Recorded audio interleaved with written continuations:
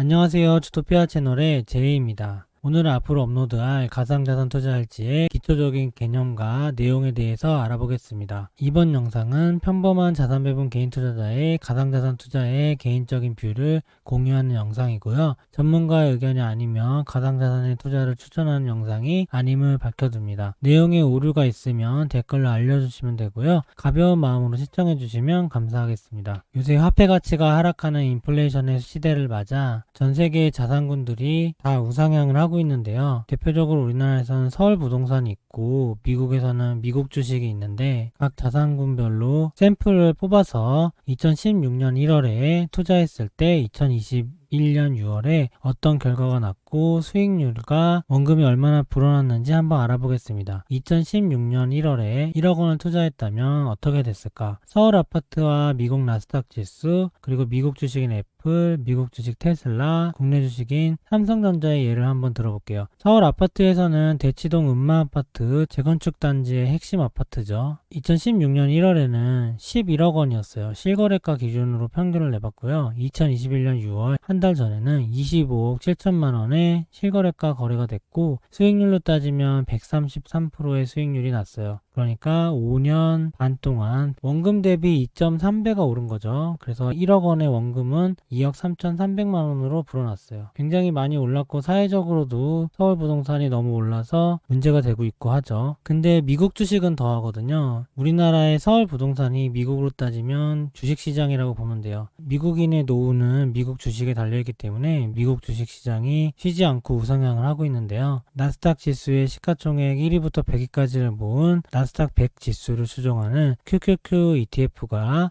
2016년 1월에는 한 주당 100달러였는데 2021년 6월에는 한 주당 342달러로 242%의 수익률이 났고 1억 원의 원금을 QQQ에 투자했다면 5년 반 만에 3억 4,200만 원이 되었어요. 대치동 음마 아파트보다는 100%의 수익률이 더 낮네요. 애플은 시가총액으로 전세계 1위 주식이거든요. 애플의 수익률이 보통 나스닥의 2배 정도 나왔고 테슬라는 훨씬 더 많이 나왔어요. 한번 볼게요. 애플은 2016년 1월에 25불이었어요, 주당. 근데 2021년 6월에는 133불로 수익률은 500%가 나왔어요. 1억 원을 투자했다면 5년 반 만에 6억 원이 됐겠죠. 일론 머스크의 테슬라가 있죠. 테슬라가 최근에 가장 많이 올라서 붐이 일었던 주식이잖아요. 테슬라는 2016년 1월에 42불이었고 2021년 6월에 671불로 수익률로 따지면 1500%나 올랐고 16배가 올랐다는 거거든요. 그래서 1억 원 원금은 16억 원이 됐어요. 비트코인을 빼고 생각한다면 테슬라만큼 최근에 오른 자산이 없을 정도죠. 16배나 5년 반 만에 올랐고 서울 아파트에 비교하면은 거의 7배 정도 더 많이 올랐네요. 나스닥 지수랑 비교하면 4.5배 정도 더 오른 것 같고 삼성전자도 우리나라 대표 주식인데 나스닥 지수만큼은 올랐더라고요. 2016년 1월에 주당 23,400원 정도였는데 2021년 6월에는 81,600원으로 수익률은 248% 나왔고 1억 원을 투자했다면 원금은 3억 5천만 원이 됐어요. 삼성전자 나스닥이랑 비슷한 수익률이 나왔고 애플은 나스닥의 2배 그리고 테슬라는 나스닥의 5배 정도. 언론에서 많이 다루고 있는 아파트값 상승세 이런 거랑 비교했을 때 다른 자산군들이 훨씬 많이 오른 걸 알 수 있죠. 오히려 서울 아파트는 다른 자산군에 비해서 수익률이 가장 떨어졌고요. 여기까지가 전통 자산군인데 BTC를 여기다 넣어서 생각해보면 BTC 비트코인은 2016년 1월에 1BTC가 435불이었고요. 2021년 6월에 64,000불의 신고가를 찍고 거의 반토막이 났죠. 6월달에 반토막이 났는데도 불구하고 32,000불로 수익률은 7,320%를 기록했고요. 5년 반 만에 74배가 올라서 1억 원을 투자했다면 74억 원으로 불어나 있을 거예요. 테슬라보다도 거의 5배가 더 수익률이 나는 비트코인은 정말 다른 자산군을 압도하는 수익률을 보여주고 있죠. 최근 5년간 수익률로 다시 보면 여기는 자산군들을 한 번에 모아서 표현한 거고 서울 집값은 여기서 뺐고 나스닥 100과 애플, 테슬라, 삼성전자는 넣어봤어요. 파란색이 BTC 비트코인인데 혼자 이렇게 솟아있고 그 다음에 좀 많이 오른 게 여기 에메랄드 세계 테슬라, 애플이나 나스닥, 삼성전자는 거의 오른 게 보이지도 않을 정도로 비트코인의 상승량이 엄청 많죠. 수익률로 따지면 5년간 6,648%가 올랐고, 나스닥 100은 같은 기간에 200%가 올랐고요. 애플은 450%, 나스닥이 2배 올랐죠. 테슬라는 나스닥의 6배인 1300%. 테슬라가 정말 많이 오른 거거든요. 근데 비트코인에 비하면 5분의 1밖에 안 돼요. 그리고 삼성전자는 153%로 나스닥보다 못한 수익률을 거뒀어요. 일론 머스크가 세계 3위 부자거든요. 근데 일론 머스크는 가지고 있는 자산이 거의 대부분이 주식으로 가지고 있어요. 자기 회사에 테슬라나 뭐 스페이스X 이런 주식들을 가지고 있고, 그 다음에 가지고 있는 게 암호화폐. 최근에 비워드라는 비트코인 컨퍼런스에서 비대면 회의를 했는데 거기서 얘기를 했죠. 비트코인을 가장 많이 가지고 있고, 그 다음에 이더리움, 그 다음에 도지코인을 가지고 있다고 얘기를 했고요. 그 다음에 가지고 있는 게 집 한 채를 보유하고 있어요. 그게 일론 머스크의 모든 자산이거든요. 백테스팅은 포트폴리오 비주얼라이저라는 홈페이지에서 원래 할 수 있었잖아요. 거기서 예전에는 주식 종목과 ETF들 넣어서 할 수 있었는데 올해부터 바뀐 것 같은데 BTC랑 이더리움이 추가적으로 생겼어요. 가상화폐도 넣어서 백테스팅 할 수 있게 업그레이드가 돼서 이번에 한번 비교를 위해서 포트폴리오 비주얼라이저에서 백테스팅을 해봤고요. 2016년 1월 1일서부터 2021년 6월 30일까지 거의 5년 반 동안 초기 자금 10,000불로 시작해서 나스닥 100 지수를 추정하는 QQQ ETF와 비트코인을 100%의 비중으로 처음에 $10,000를 산 다음에 바이 앤 홀드 계속해서 보유하는 전략으로 한번 백테스팅을 해봤어요. 여기 포트폴리오 1이 QQQ 100%고 포트폴리오 2가 빨간색 비트코인 100%예요. 포트폴리오 1 QQQ 100%를 보면 5년 반 만에 3.3배가 올랐고요. 연수익률 CAGR로 환산하면 24%가 나오고요. 24%는 72의 법칙으로 하면 3년마다 자산이 2배가 된다는 소리죠. 그리고 최고 많이 오른 해는 48%나 1년에 올랐고, 최고 많이 떨어진 해는 마이너스 0.12%로 거의 떨어진 해가 없을 정도로 안정적으로 큰 수익이 났어요. 미국 나스닥 100 지수는. MDD는 전고점 대비 가장 큰 하락률을 얘기하는 건데 마이너스 17% 정도가 나왔었고, 위험 대비 수익률은 1.32 정도가 나왔어요. 근데 비트코인 100%를 바이 앤 홀드 했을 때 2016년 1월 달에 10,000불을 투자했다면 2021년 6월에는 82만 불이나 돼서 무려 82배나 올랐어요. CAGR로 환산하면 연간 122%의 CAGR, 1년에 거의 2.5배씩 올랐다는 거예요. 정말 말도 안 되는 수익률이죠. 나스닥이 CAGR 24%로 워렌 버핏이 50년 이상 CAGR 25% 정도 유지해서 세계 최고의 부자가 됐거든요. 근데 나스닥 100을 지난 5년 반 동안 투자했다면 거의 워렌 버핏급의 CAGR을 5년 동안 누릴 수가 있었던 거예요. 손해도 거의 안 나고요. 이 정도로 나스닥 100이 정말 엄청난 수익률을 거뒀는데 그래도 3년에 2배가 오르는 수익률인데요. 비트코인은 말도 안 되게 1년에 1.5배나 올랐었어요. 가장 많이 오를 때는 12배나 오른 해도 있어요. 그리고 가장 많이 떨어진 해는 대신에 마이너스 71%가 떨어졌죠. 이게 2017년에서 18년 사이의 가상화폐 폭락장에 비트코인이 떨어진 액수거든요. 그래서 MDD로 따지면 마이너스 73%로 나스닥에 투자했을 때보다 거의 4배 정도 이상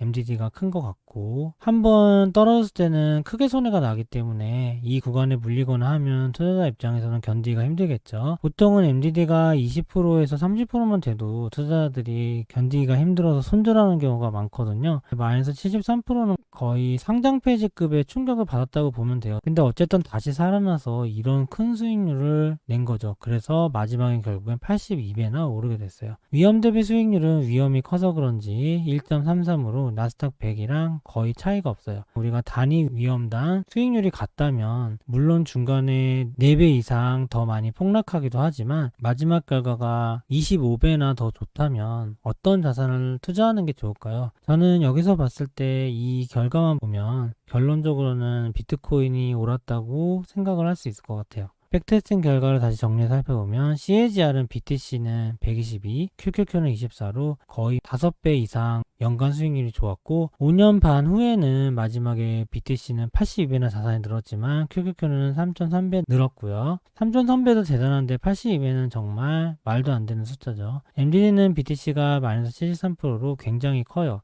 이거는 정말로 웬만한 사람들은 견디기 힘든 MDD라고 볼 수 있고요. QQQ는 마이너스 17%로 그래도 최근 5년 동안에는 QQQ의 투자 위험이 좀 적었던 편이었어요. 다른 거 다 좋은데 MDD가 너무 큰 게 BTC 투자에 걸림돌이 되고 있는 거죠. 그래도 그 위험 대비 얻을 수 있는 보상이 너무 크기 때문에 지금 현재 기관 투자자나 헤지펀드 그리고 가상자산에 투자하지 않았던 모든 메이저 투자자들이 현재 가상자산에 발을 들이고 있죠. 이번에는 백테스팅은 좀 다른 식으로 해봤는데요. 똑같이 2016년 1월 1일서부터 2021년 6월 30일까지 QQQ와 BTC를 100% 비중으로 바이앤홀드한 두 가지 그래프와 동시에 이번에는 제가 투자하는 자산 배분 계좌처럼 BTC를 50% 보유하고 이더리움을 10% 보유하고 현금을 40% 보유해서 매년 리밸런싱을 했을 때 이 세 가지 포트폴리오의 팩테스팅을 한번 해봤어요. 파란색은 QQQ 100%고 빨간색은 BTC 100% 바이앤홀드한 그래프고요. 여기 노란색이 BTC 50%, 이더리움 10%, 현금 40%로 매년 리밸런싱한 그래프예요. BTC 100%랑 굉장히 유사하게 올라가고 변동폭이 좀 작으면서 수익률이 약간 높은 걸 볼 수 있죠. 여기 포트폴리오대로 살펴보면 아까 나스닥 지수와 BTC 100%는 봤으니까 이번에는 자산 배분한 계좌를 살펴볼게요. BTC 50, 이더 10, 현금 40으로 자산 배분한 계좌는 5년 반 이후에 무려 125배나 자산이 증가했어요.